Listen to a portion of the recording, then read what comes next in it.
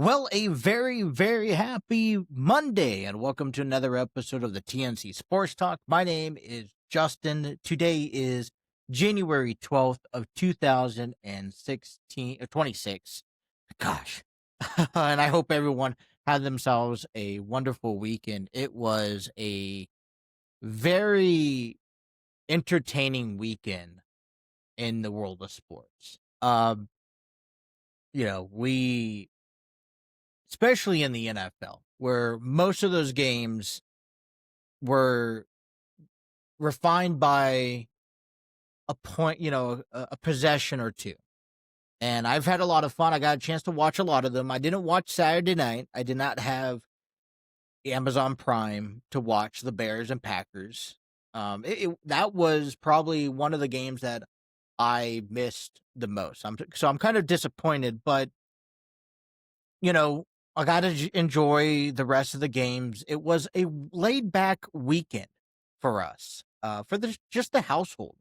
We didn't really do much, um, you know, and so I don't know. I had I dedicated my time. I told my wife, I was like, look, I'm going to watch football. I want to watch all these games. There's 6 games. I want to watch them.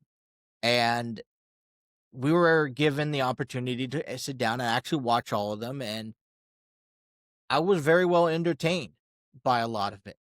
Now, the one thing that I have been struggling with this week is that I've been partaking my fasting, and I understand that this is a private thing that people do in their faith between them and God, that they partake in a 21 day or whatever how long fasting that they bestow, and it helps build your relationship and gives when you get a chance, when you sacrifice or set aside something, a physical need of food, and you go back to prayers and all that fun stuff. So I've been partaking in it. I share it. I like to talk about it because it's been my journey that I've taken since last year. I am so intrigued about learning and seeing the different experiences that people go through in their faith and their relationship to God. And so it's one of those accumulations that I've experienced over this past year that I share with you. And I've dealt with the struggles, or I'm dealing with them right now. And being able to talk about it helps me push through. So, take this little moment or this little opening segment of this show. If you guys are also fasting and maybe finding some struggles with it, that you're not the only one who is going through the struggles. I am too. Now, my fasting isn't more, it's something that fits me, and your fasting may be different for you, and that's okay.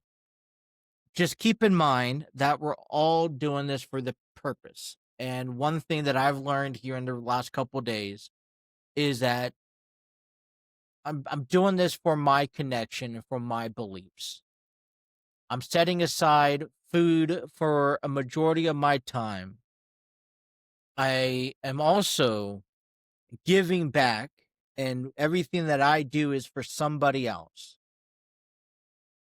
That is my devotion and dedication to this journey. And as long as you're reminded by that, I think that that alone is inspiring enough to keep it going. So if you're on the verge thinking, hey, I'm going to quit, don't quit. Hang in there.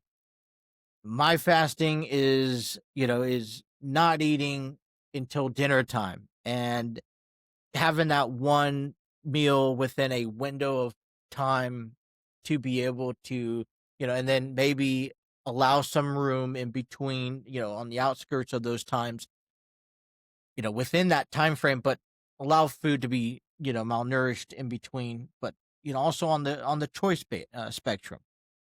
But anyways, that is my struggles. That's one thing that I've been dealing with here the last couple of days. If you guys have a story that you want to share, let me know in the comments below. But we've had a very big sports weekend, and I wanted to focus today around the NFL wildcard weekend that concludes tonight, where the Texans take on the Steelers.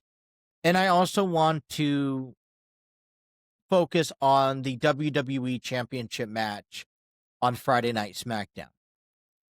So those are my key conversation pieces on our show here today on today's episode, January 12th. Before we get started, I wanted to share some information wrapping around to Enlighten Studios and their upcoming theater production schedule. They have a upcoming production at the end of February called Grassroots.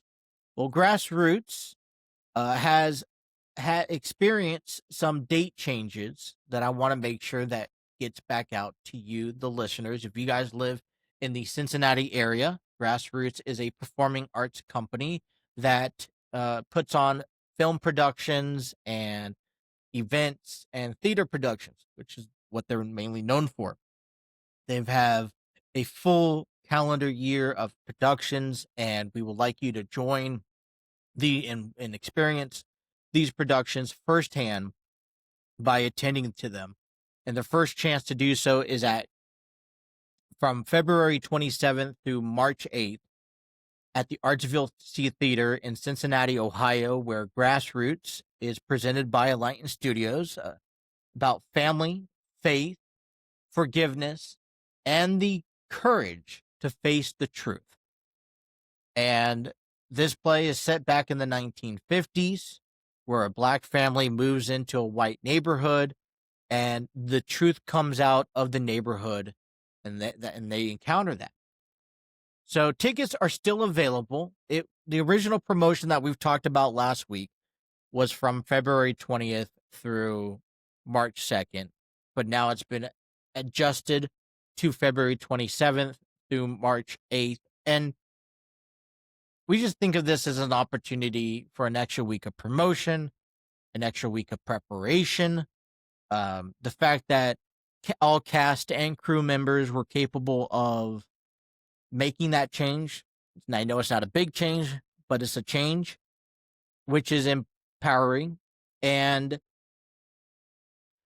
we are excited for what this brings us coming up this spring, because it launches 7 other productions, including the return of Dinner with a Few Sides of Drama this fall under the Enlighten Studios production company.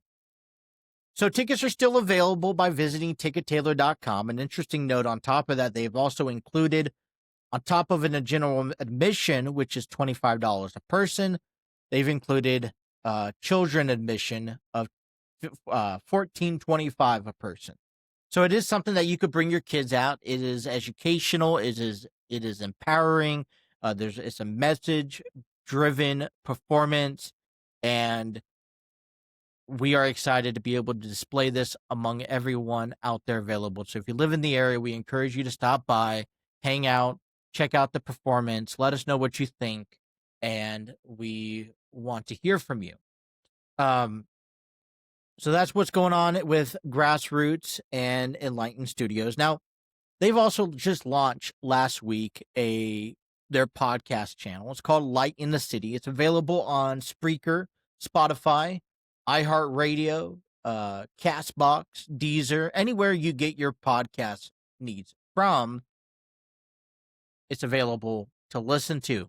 The podcast name is called Light in the City, and within Light in the City, there's a couple different podcasts providing educational news, events, updates, and whatnot.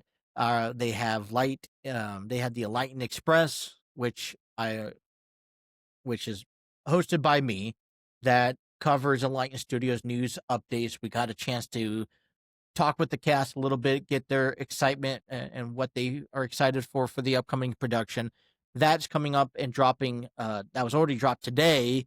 And so if you guys, wherever you guys are listening to us on, be sure to tune in to that episode and listen to the Enlighten Express, available on Spreaker, Spotify, iHeartRadio, and much more. So Be sure to follow, subscribe, and also, just stay connected with the Enlightened Studios in the area. Would deeply appreciate your support.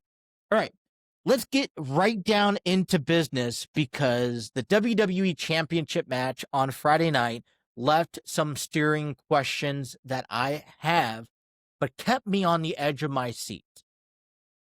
It was the main event on SmackDown, which, by the way, it's a 3-hour event between Drew McIntyre and Cody Rhodes for the WWE Championship in a 3 stages of hell match.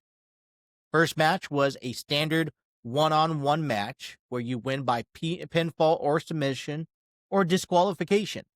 The second match was a falls count anywhere match where the only way to win is pinfall or submission.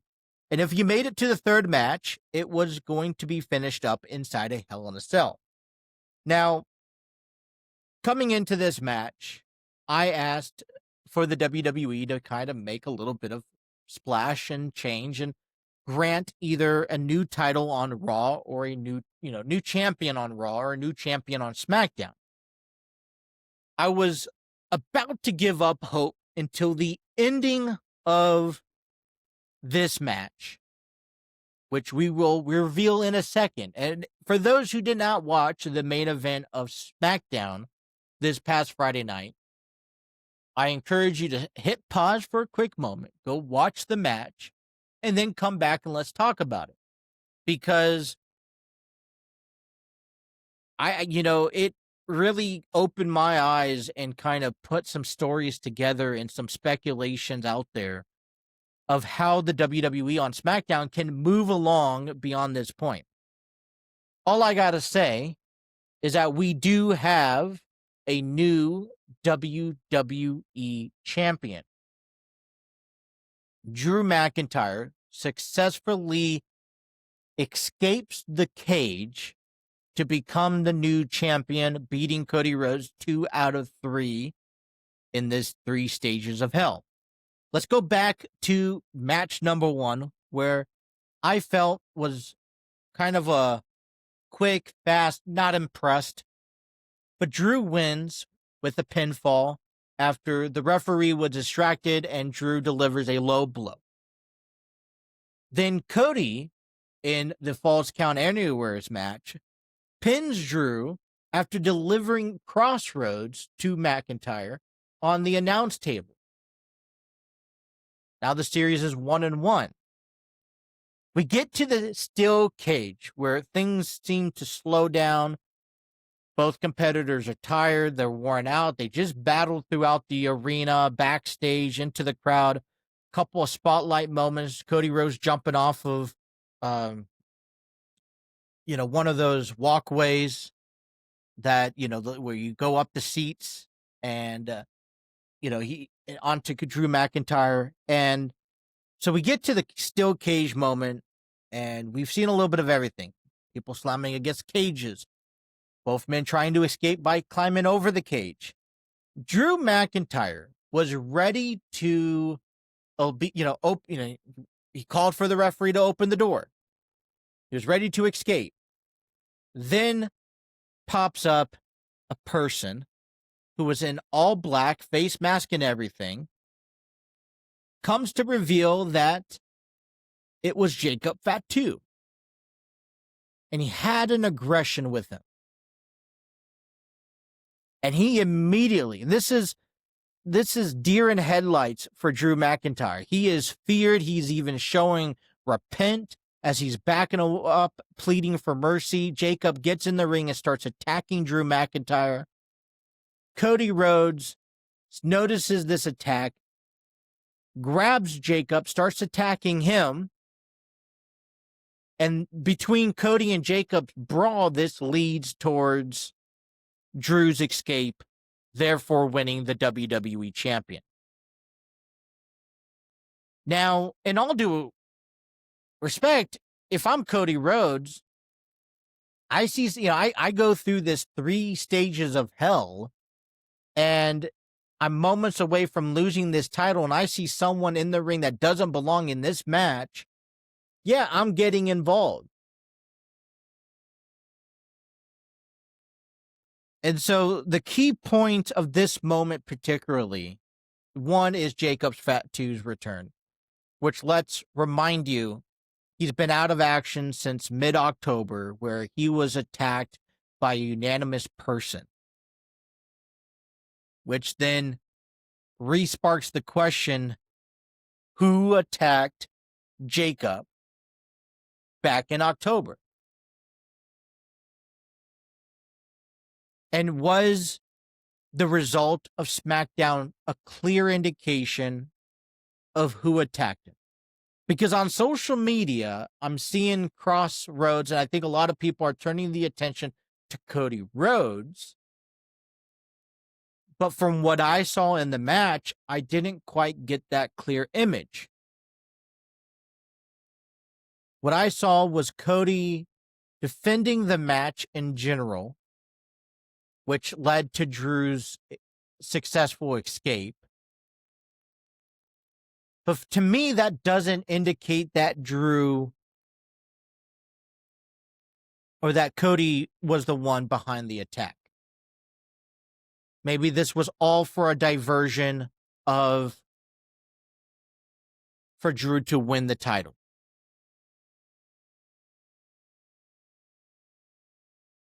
So that is my question to everyone. Who attacked Jacob Fatu? And to me, it kind of, Jacob Fatu's absence kind of went astray a little bit. I wasn't thinking about him. I wasn't thinking about a possible return. It went astray. I was dead focused on how this match could have ended. Whether or not Drew was going to be a new champion or Cody was going to retain. And I was telling myself that we need a new champion, and here we have it. And throwing Jacob Fatu back in the mix, thankfully he's capable, he's back, and I can't wait to see how they use him, because we know what Jacob is all about. We know the style of wrestler, he is, and what he's capable of doing in the ring. Now you throw him in the mix between Drew and Cody, and this is a whole nother ball field. We're just weeks away from the Royal Rumble. We're months away from WrestleMania in Las Vegas. And it kind of keeps you now, what's going to happen on Friday night, where we hope to get some sort of answers from somebody for their actions. Now, I've already seen social media clips of Drew McIntyre making statements around the European tour that they're doing after winning the WWE champion. And I got to say congratulations to Drew. I know maybe not a lot of people like it, but I am the one who is also favored for Drew to get this opportunity. I don't know how long it's going to last. Does it last until Friday? Does it go until the Royal Rumble? Does it go to WrestleMania? Does it go beyond that?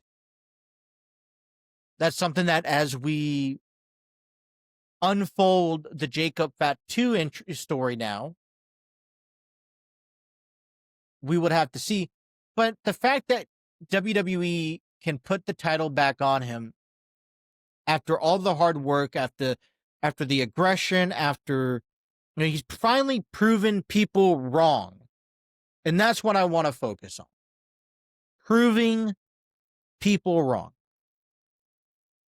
I've heard back in the comments weeks, over the past couple weeks leading up to this matchup, Drew's an afterthought. Drew doesn't belong. He's not a champion. What his title run was said and done. A boo-hoo to Drew McIntyre. Poor baby. He does nothing but complain. Well, guess what? He finally overcame it. And unfortunately had to do at the expense of Jacob Fatu returning and attacking both Drew. By the way, let's not forget that. Let's make sure we highlight that. Jacob Fatu targeted Drew McIntyre at the beginning.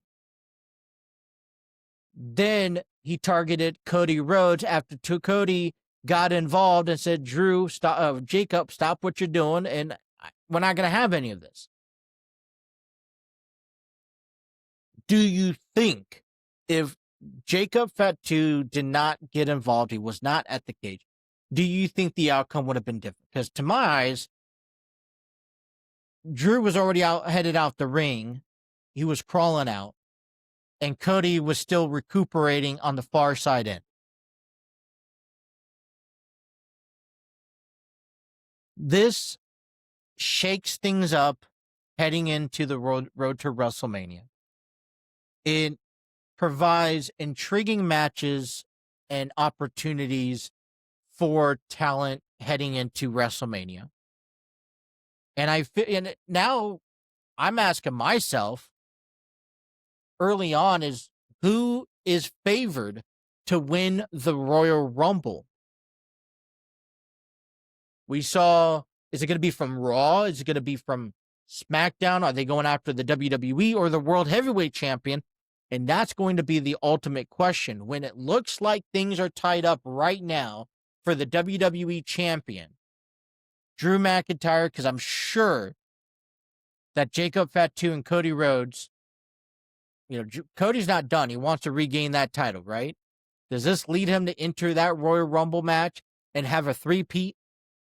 Or, have a chance to win that Royal Rumble match again and win 3 times? Or is it going to lead to Jacob Fatu saying, I got some unfinished business and I'm going to have to settle at WrestleMania. I'm going to win that Royal Rumble match? Or does it come from Raw? Braun Breaker just lost his opportunity for the World Heavyweight Championship last Monday. But man, that was a very fun turn of events on SmackDown. And it got me watching, it got me thinking, got me going, what is next for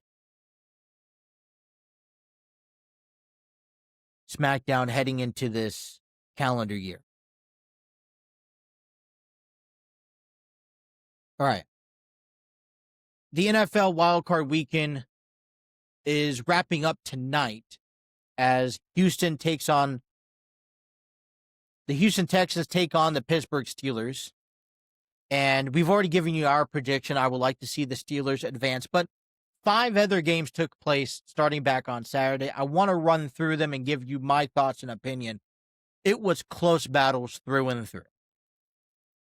I was impressed by the performance. Very emotional, everything was uptight, and we saw, I don't know whether to say we saw some lackluster performances or were all these games just that, were all these teams just that good, and we had a good class of a wild card weekend. So let's start off with the Rams and the Panthers, where Matthew Stafford delivers the game-winning touchdown pass to beat the Panthers in the late going. The Rams pull off a victory, beating the Panthers 34-31, and Stafford now surpasses Kurt Warner for the most postseason passing yards and completions in Rams history. That's incredible. That's a Hall of Fame for career to me. And, being able to do that, it almost, hey, let's hand deliver you the MVP. The Rams went for a total of 411 yards compared to the Panthers' 333 yards. Matthew Stafford went 24 for 42. Threw for 304 yards with 3 touchdowns and 1 interception. And I got to be honest with you, the Rams, it didn't look pretty. I'm going to be honest with you, it did not look pretty. It looked pretty good in the first half, the Rams' performance. Second half really got frustrating. They, between Matthew Stafford, keep getting, he's banged up. He struggled in the second half. but he found a way to complete it. Puka has struggled in this for between the first and second half. At the end of the first half, he dropped some really big key plays. Same thing at the beginning of the second half. He was even getting frustrated with himself. And for a moment, there was some doubt in the Rams, side of the field that they were going to lose this game. Both teams made mistakes after mistakes after mistakes. If there's one thing that you take away from the way to win a football game, majority of the time, it's the team who makes the least amount of mistakes. But I will say this, if the Rams play the divisional round, the Rams play the way they did against the Panthers, I don't believe they're going to last much longer. The Panthers came in as underdogs and as I'm going to call it the America's team for the NFC, if not for all of the playoffs. They were the team that you may look back and say, well, they probably did not deserve to make it or worked hard to make it. They're one of the teams that probably didn't belong among the rest of the teams that were in the division, in the playoffs. Yet they made it challenging for the Rams and said, if we're going to lose, you're going to have to earn it. And they did. Bryce Young went 21 for 40 through 264 yards with 1 touchdown, 1 interception. Chuba Hubbard went 13 for 46 yards, 2 touchdowns. And Coker, received 9 catches for 134 yards. The Panthers were right there in the mix. And I think, from my point of view, the Panthers were the least experienced team, and that's the reason why they lost. They had the opportunity to come back and make this interesting. They were down by a field goal. They had to make some corner passes, get down the field. And the one thing that I've learned watching these games this weekend, and they talk about this all the time when you watch these games, in the pocket, you have a full wide spread of the field. When you start moving to right or left outside the pocket, your field vision becomes narrow and your options become very limited. And I saw Bryce Young in the final seconds, and this is a learning curve. It's a learning experience. But I found Bryce Young kind of struggling to stay in the pocket, maybe rushed a few throws, underthrew, overthrew. And through the lack of experience, through the lack of consistency, he showed his weakness. The one thing that we learned from the Rams and from Matthew Stafford particularly is that he's able to pull through, just like a lot of top-tier quarterbacks in the league. You're able to pull through when it matters the most. It doesn't matter for the past 3 quarters what you're able or unable to do. It's about what you do in the final moments, and the Matthew Stafford delivered. So, look, I think the Panthers should keep their head held up high, giving the Rams a run for their money. But this is a learning curve for Carolina. This is a learning curve for Bryce Young. And I think there's a lot of high praises I think Carolina should take away from this game and apply it and only get better and only grow stronger next season. I don't feel like they're too far off from having an NFC South Division title sealed up again next year.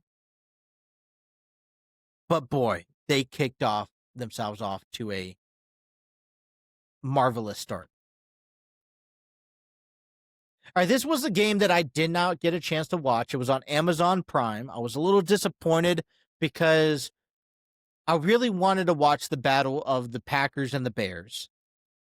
But I've heard a lot of great things. I watched a little bit of highlights, and it's astonishing that Caleb Williams and the Bears rallies back from an 18-point deficit to knock off the Packers.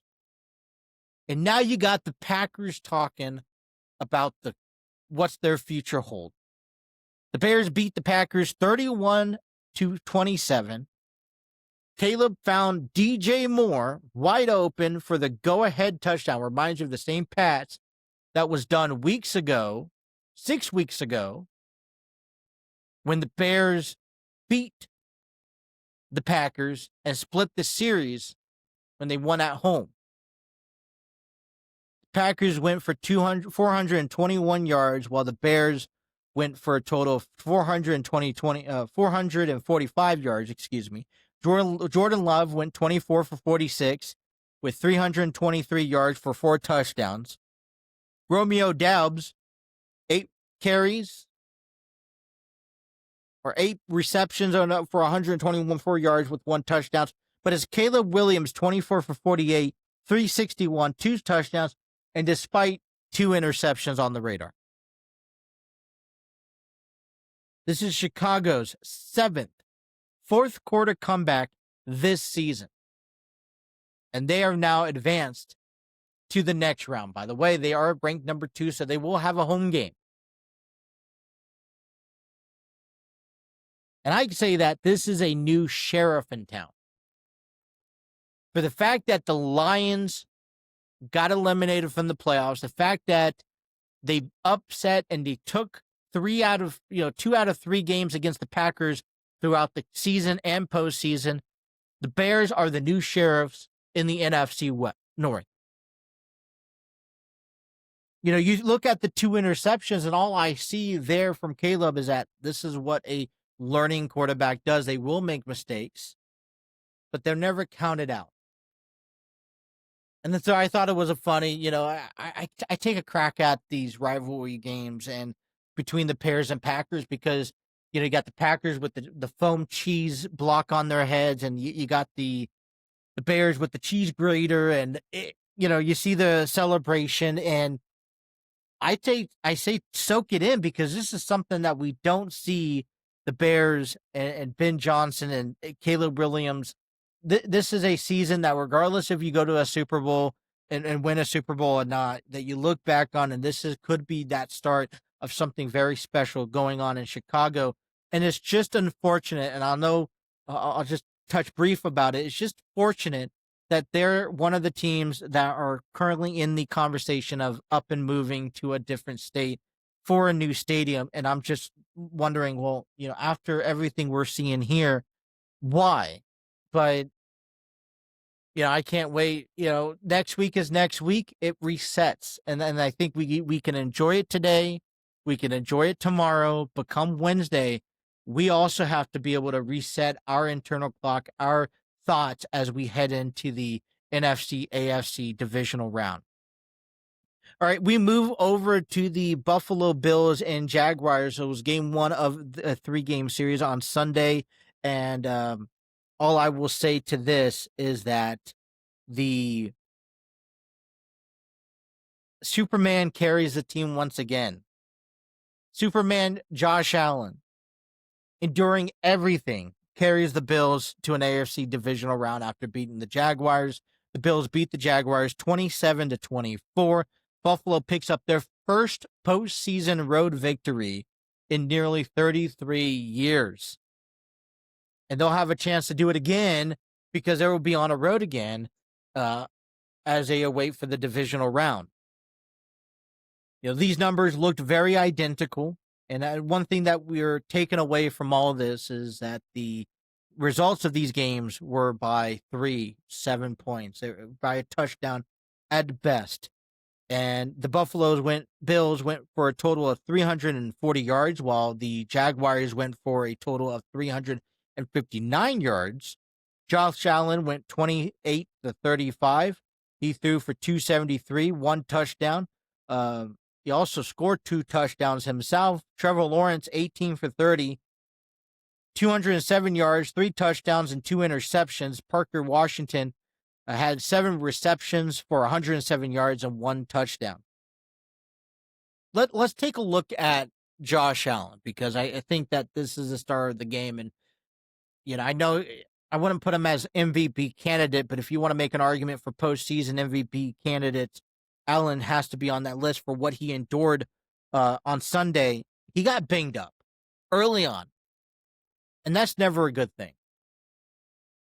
I almost felt sorry for him because it didn't seem to end.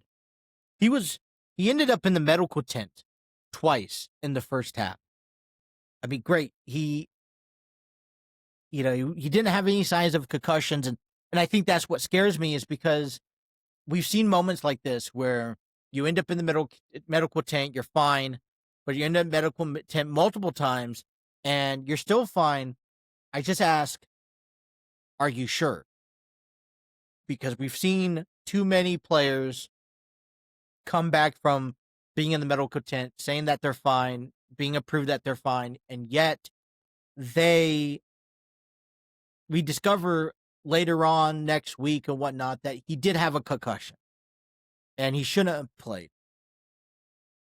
But that's not the only impressive part, because during the second half, Josh Allen slams his right hand, his throwing hand, into the helmet of right guard Osiris Terrace. And we're like, oh no, now it's going to affect his ability to throw. Well, now on top of that, then as he was trying to score a touchdown into the end zone, right, for a 2-yard touchdown run, he awkwardly twisted his ankle and it bent awkwardly, and he grasped his knee and was like, oh, that's it. That's the injury that's going to do things. And he was able to still muster out and stay in the game. And I get it. This is playoffs. It's do or die. If you don't have a next week if you don't win. The Bills need Josh Allen to help them in the chances of winning each playoff game. And I get it. You're tired. You're exhausted. You just played 3 months of football. But it's digging deep. It's finding those ways to power through injuries. What are you capable of going through? This is where the real teams that are maybe on their last legs, they push through and they elevate, projecting to the next level. And so you give a lot of credit and you give a lot of attention to Josh Allen, and there's not a quick turnaround. You have to come back and find a way to get healthy enough to stay in the game for next week. And so we'll look at it at the very end, but it was an impressive victory. The second game of the 3-game series yesterday, the 49ers eliminating the Super Bowl defending champs. They're not going to have a repeat like the Chiefs have done, and they're going to have to go back in and figure some things out, because I think yesterday's game resembles to the Eagles what their season has kind of been about. Especially the moments like we saw with A.J. Brown and Nick Sirianni at the end of the first quarter, with A.J. Brown dropping that 3rd and 9 pass, and they get into an altercation.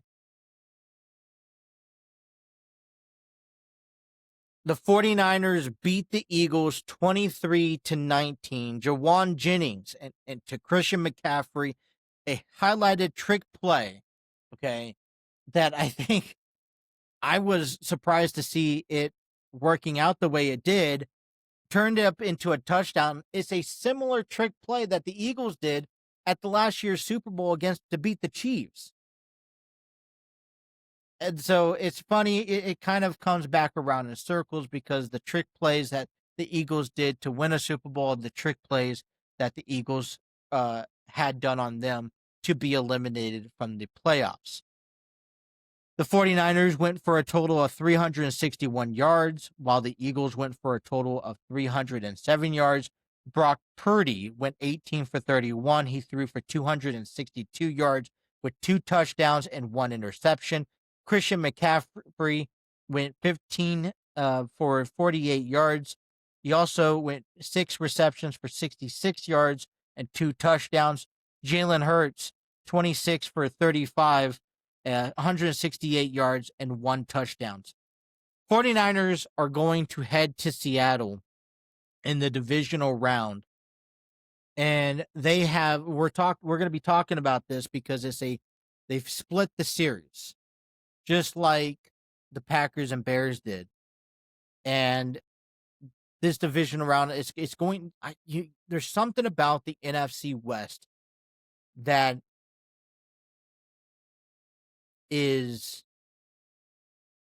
compelling to talk about, to argue that the NFC West is one of the best divisions in football this season.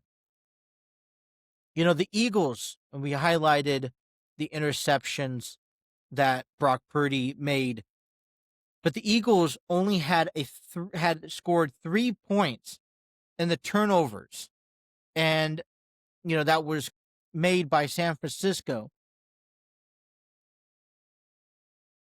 And some would say that this performance was a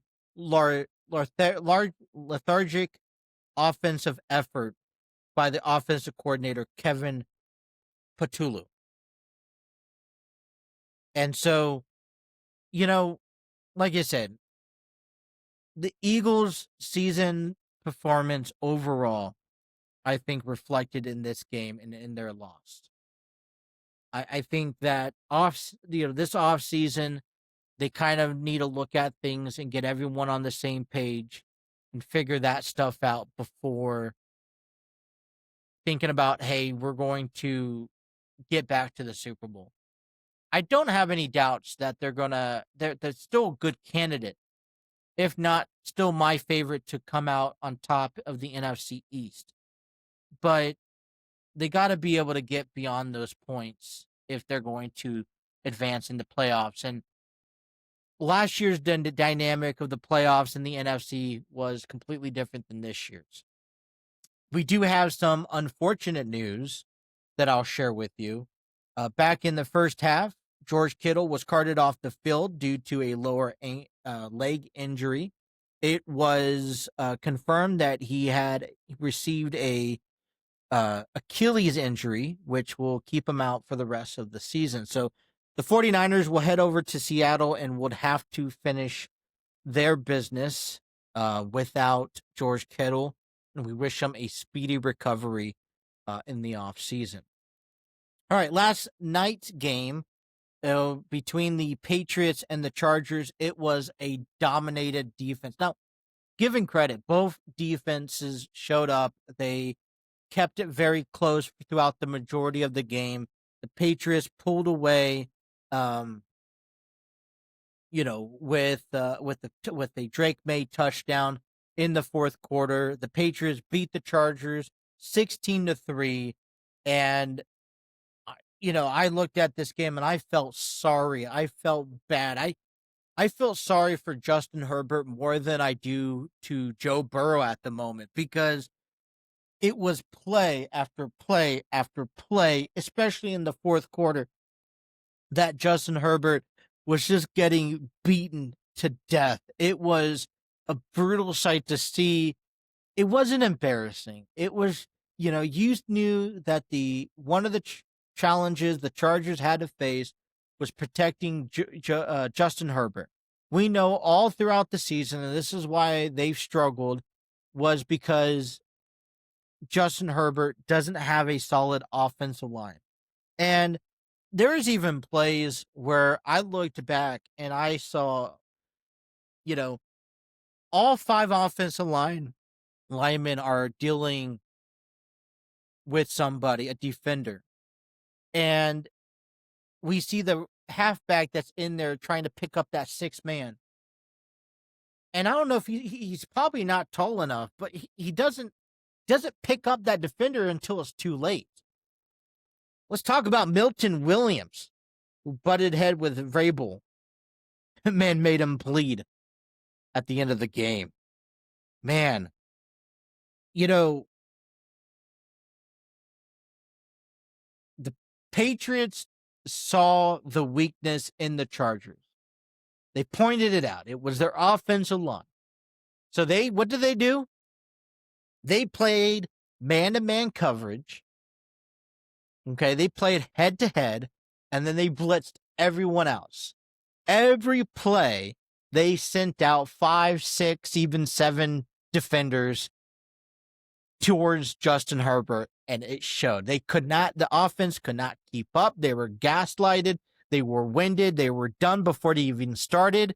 And definitely when you headed into the fourth quarter, when it mattered, the Patriots defense were just annihilating, dominating the Chargers. And look, this is the reason why the Patriots are here. Yes, there was hardly a performance by Drake May. He threw 1 touchdown. He threw an interception. He went 17 for 29, 268 yards. Yeah, he got the ball down the field, but he only put up a scoring drive. When you look at all the other games, this was probably one of the most under offense performance games that we've saw. It wasn't a back and forth shootout. It was a defensive played game, and it came down to which defense was going to break the offense first.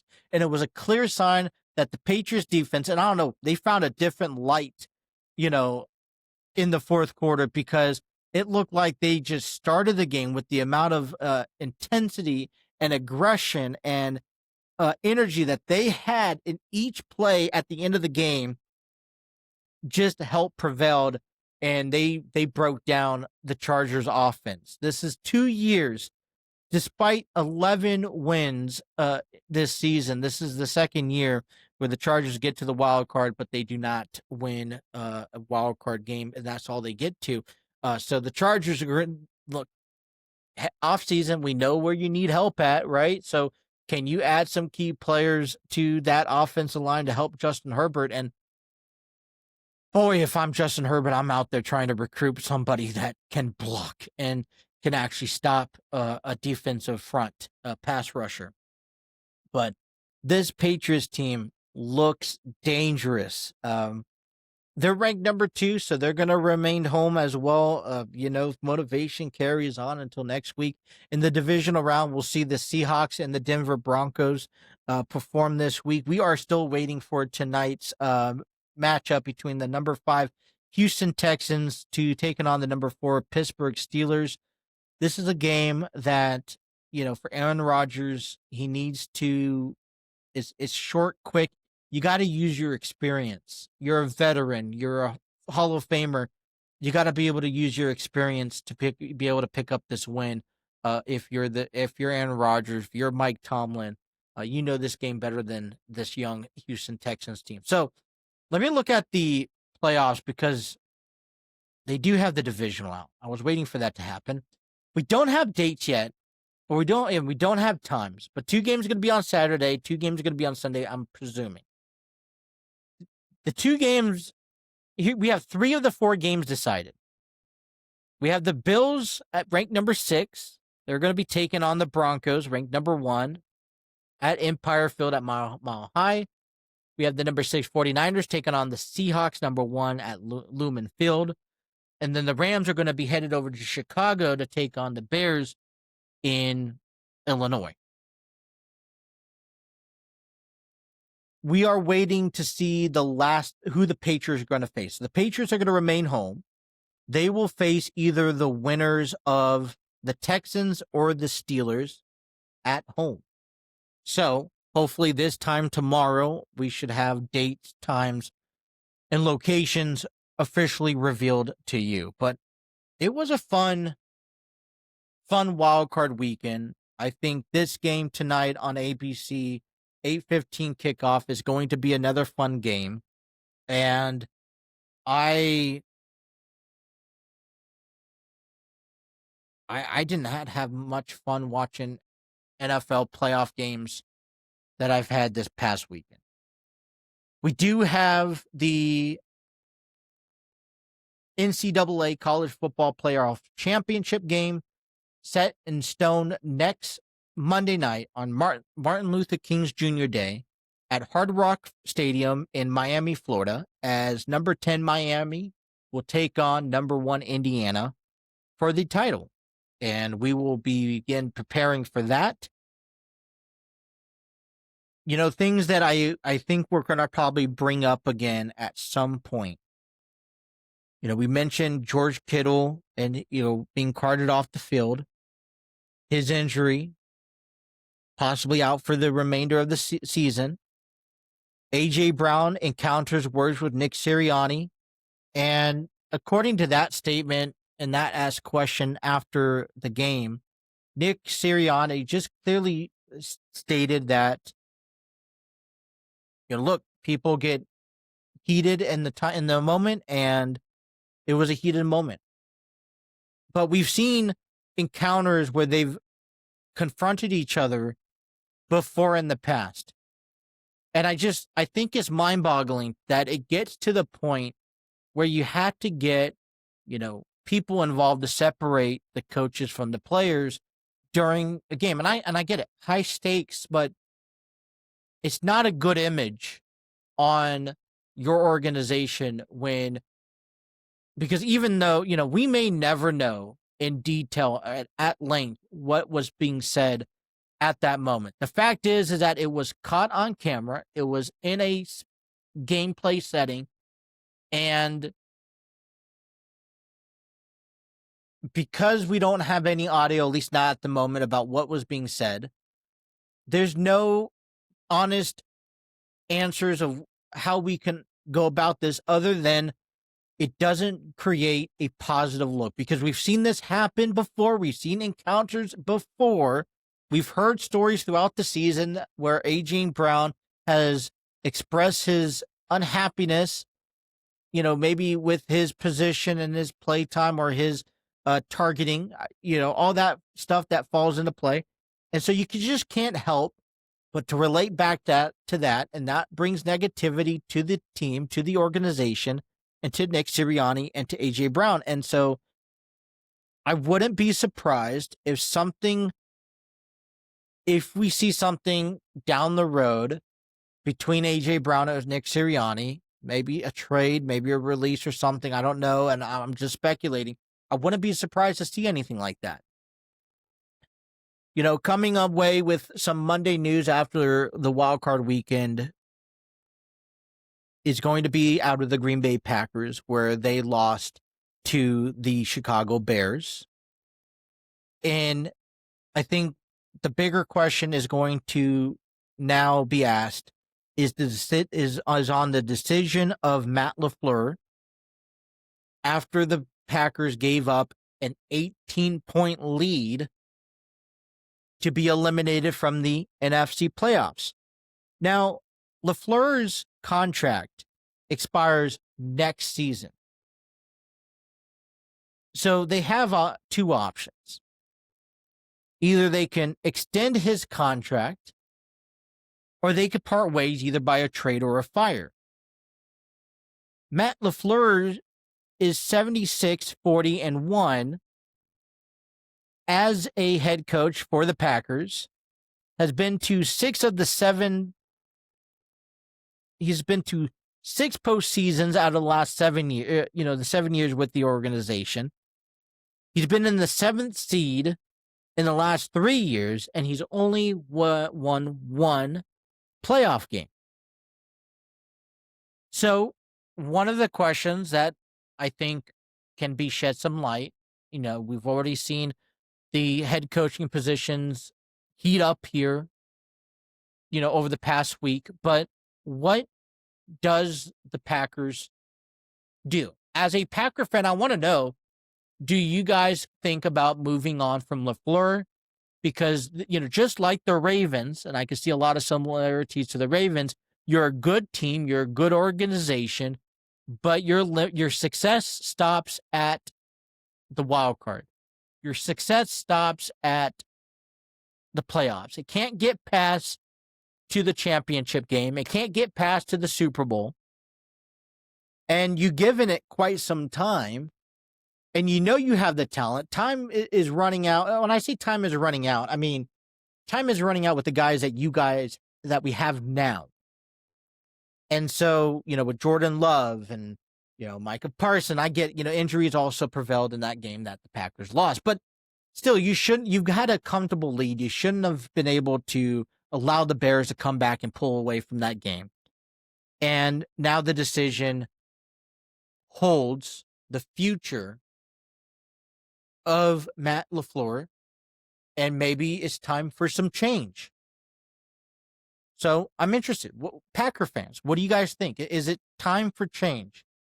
Or are you guys content with where you're at with the head coach? Do you give Matt LaFleur an extension, or do you start finding ways? I mean, you have a little bit of time. I mean, is there someone out there right now available to pick up now as a new head coach? If not, maybe pick him up as a coordinator, thinking that you're going to promote him next season after LaFleur's contract runs out. I don't know. Right? I want to hear from you guys. Monday Night Raw, we will recap tomorrow. That has taken place on Netflix earlier today. Didn't get a chance to watch it just quite yet. And then we'll also recap a little bit more from SmackDown, because we've had some other matches and interesting stories that came through on SmackDown this past Friday, and also our Monday Night Football between the Texans and the Steelers. That is Tuesday. Later on this week, we can expect to do top 25. Probably going to be male wrestlers right now. Top 5 male wrestlers from the WWE. I'll have intent ready for on Wednesday's episode. And we'll have to figure out more. We'll give you a breakdown of Major League Baseball as new updates as arbitration continues unfolding. Alex Bregman signs a 5-year deal with the Chicago Cubs. We will talk about that. But that is all the time I have for you guys on today's episode. I want to thank everyone for tuning in and for listening. Please be sure to follow us, share our content, reach out and like, share, and subscribe on our YouTube pages. Follow us on our Facebook page, TikTok, Instagram, wherever you guys get your social media at the TNC Sports Talk. Links will be in the descriptions below, so you guys can follow and stay connected. Everything that is going on in the sports world. That is all the time I have. I want to thank everyone for tuning in. And until tomorrow, you guys enjoy the rest of your evening. Take care.